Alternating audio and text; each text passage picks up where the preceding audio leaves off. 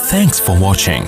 Don't forget to like, comment, share and subscribe to Mufti Tariq Masood, famous scholar. रसूलुल्लाह सल्लल्लाहु अलैहि वसल्लम ने इरशाद फरमाया, मेरी उम्मत 73 फिरकों में तकसीम होगी। सही हदीस है। फरमाया 72 फिन्नार, जहन्नम में होंगे। एक कहां होगा? बोलिए, जन्नत। सहाबा ने पूछा, या रसूल अल्लाह, वो एक फिरका जो जन्नत में होगा वो कौन सा है? ये बड़ा खानदानी सवाल हो गया कि नहीं हो गया? बहुत मुश्किल है भाई, पुलिस बुलवाएं आमिर साहब। अच्छा, टाइम कितना हो गया है? 10-15 मिनट है ना, बस मैं बात को समेटता हूं 10 मिनट।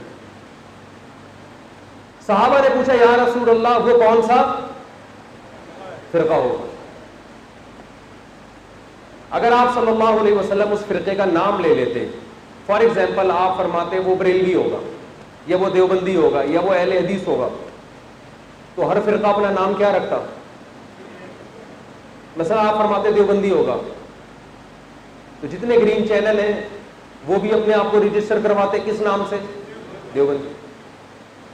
सबका यही नाम होता। जैसे जमातुल मुस्लिमीन वालों ने अपना नाम रख लिया जमातुल मुस्लिमीन। उन्होंने कहा हदीस में आता है कि जमातुल मुस्लिमीन और उसके इमाम को लाजिम पकड़ो। हदीस का मतलब था कि जो आम मुसलमान जिस ट्रैक पे चल रहे हैं उससे हटके अलग फिरका ना बनाओ। और इमाम से मुराद था बादशाह, वक्त का खलीफा।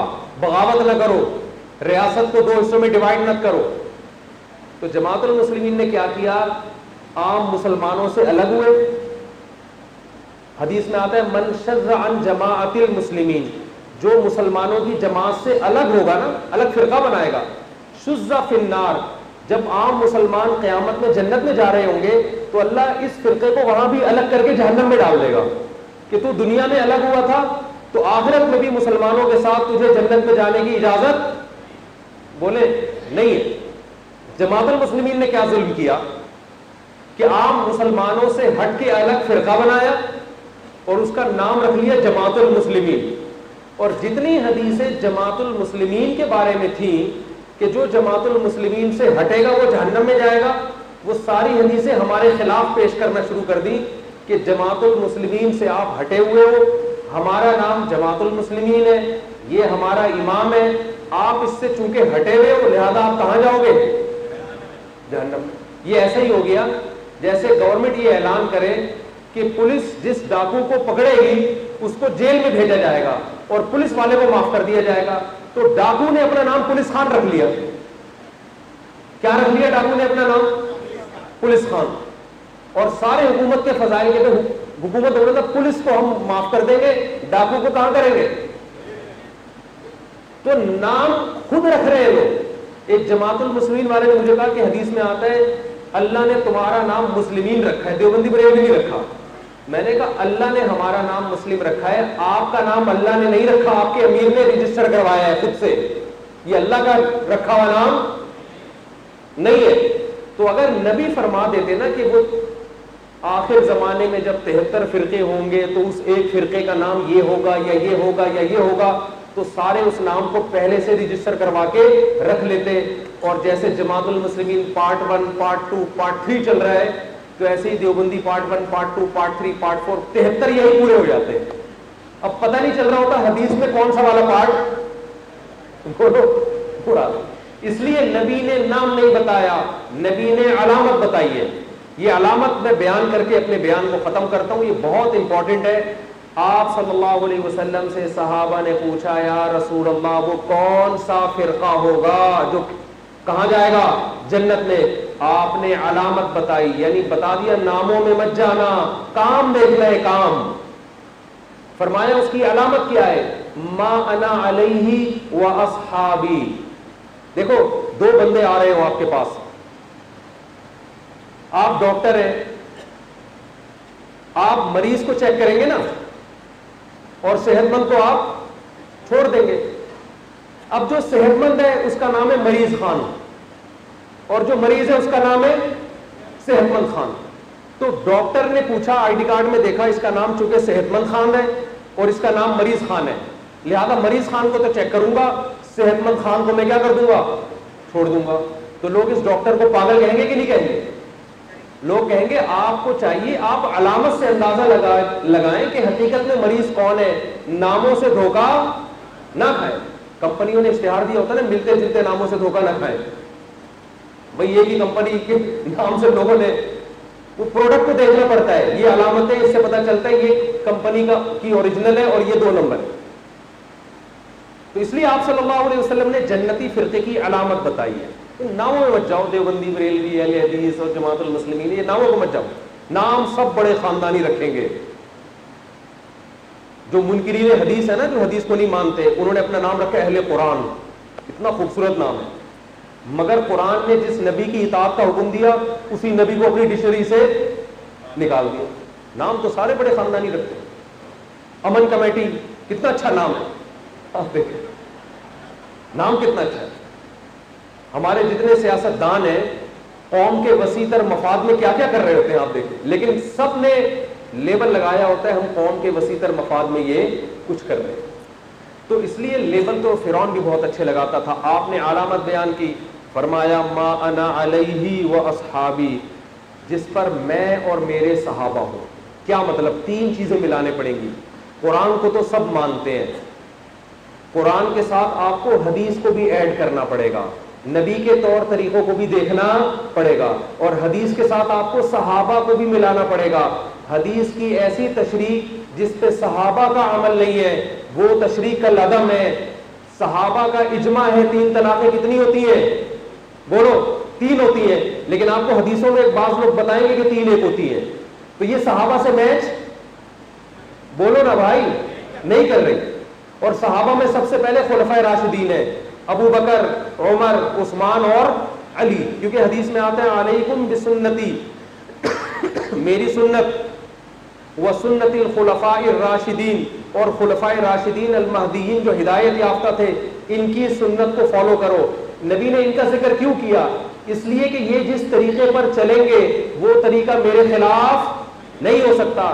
کوئی حدیث کی یا قرآن کی ایسی تشریح کر رہا ہو جو خلفائے راشدین کی تشریح کے خلاف ہو، اس تشریح کو کبھی بھی فالو نہیں کرنا ہے. بہت سے فرقے اسلام میں ایسے حدیثیں کوٹ کر رہے ہیں، قرآن کی آیتیں کوٹ کر رہے ہیں، لیکن جب اسے کہا جائے کہ صحابہ تو اس کے خلاف تھے تو وہ جواب میں کہتے ہیں ہم نے کلمہ رسول کا پڑھا ہے، صحابہ کا کلمہ بولے نہیں پڑھا. یہ بالکل ایسے ہے جیسے جو منکرین حدیث ہیں وہ قرآن کی تشریح کرتے ہیں حدیث کے خلاف. جب ان سے کہا گیا بھائی حدیث میں تو ایسے ہے تو ہم کہتے ہیں ہم اللہ پر ایمان لائے ہیں اور اللہ کے حکم کے مقابلے میں کسی کو فالو نہیں کریں گے. اس کا مطلب یہ ہوا کہ آپ یہ فرض کر رہے ہیں کہ نبی جو آرڈر دیتے تھے وہ اللہ کے آرڈر کے معاذ اللہ خلاف. تو ہم کیا کہیں گے ان کو؟ ہم کہیں گے بھائی قرآن کی آیت کے 2 مطلب ہیں، ایک مطلب وہ ہے جو آپ بیان کر رہے ہیں، ایک مفہوم وہ ہے جو نبی بیان کر رہے ہیں. تو ہم کس مفہوم کو لیں گے؟ جو نبی بیان کر رہے ہیں.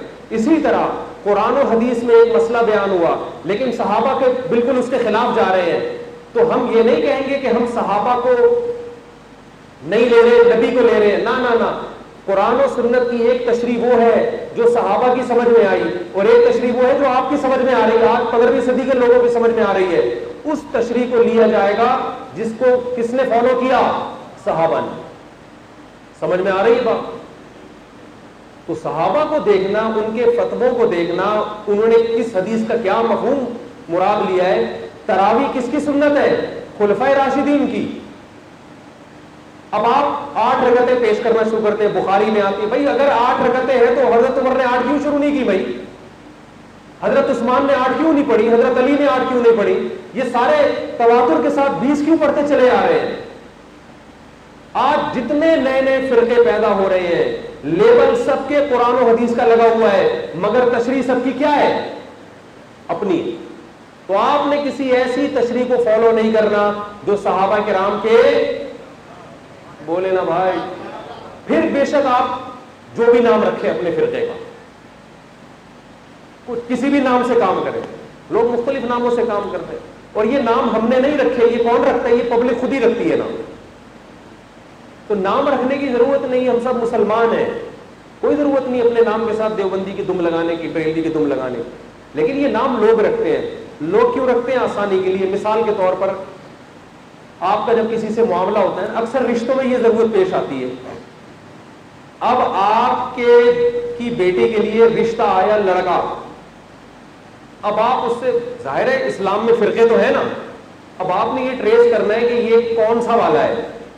تو داماد سے آپ اتنی لمبی رپورٹ تھوڑی لوگے کہ یار قرآن کو مانتے ہو؟ ہاں مانتا ہوں. حدیث کو مانتے ہو؟ ہاں مانتا ہوں. اجماع صحابہ کو مانتے ہو؟ ہاں مانتا ہوں. پھر اس پہ مثالیں پیش کرنا شروع کریں. تو لوگوں نے خود ہی نام دے دیے، بھائی یہ تیجے 40ویں والے ہیں، صحیح ہے نا، یہ ربیع الاول مناتے ہیں، ان کو بریلوی کہا جاتا ہے. تو ان شارٹ وہ کیا کہے گا؟ بھائی میں کیا ہوں؟ آپ سمجھ جاتے ہیں یار یہ سب کچھ ہوگا. تو ان کے ہاں جب میت ہوگی تو تیجا بھی ہوگا، 40واں بھی ہوگا. پھر آپ نے فیصلہ کرنا ہے کہ اپنی بیٹی یہاں دینی ہے یا نہیں دینی.